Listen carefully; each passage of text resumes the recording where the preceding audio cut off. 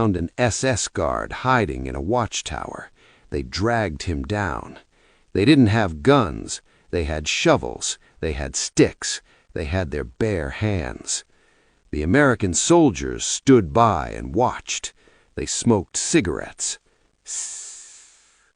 An officer asked, "Should we stop them?" A sergeant replied, "No, let them finish." The prisoners beat the guard to death. They tore him apart.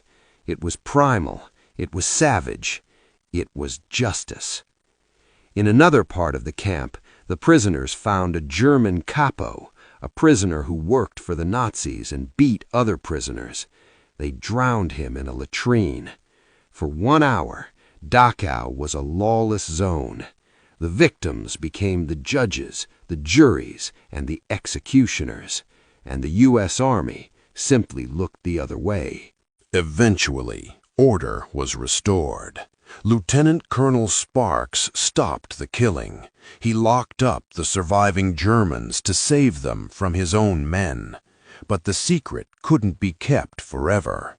Photos had been taken, photos of American soldiers standing over piles of executed Germans, photos of the Coal Yard Massacre.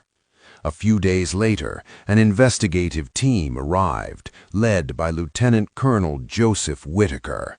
They interviewed the soldiers, they collected the photos, they wrote a report, Investigation of Alleged Mistreatment of German Guards at Dachau. The report was damning. It concluded that American troops had violated international law. It recommended court-martials. It recommended that the heroes of Dachau be treated as criminals.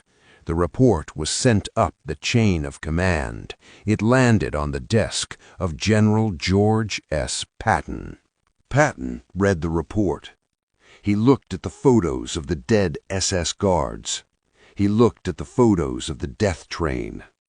Patton was a strict disciplinarian. He usually punished soldiers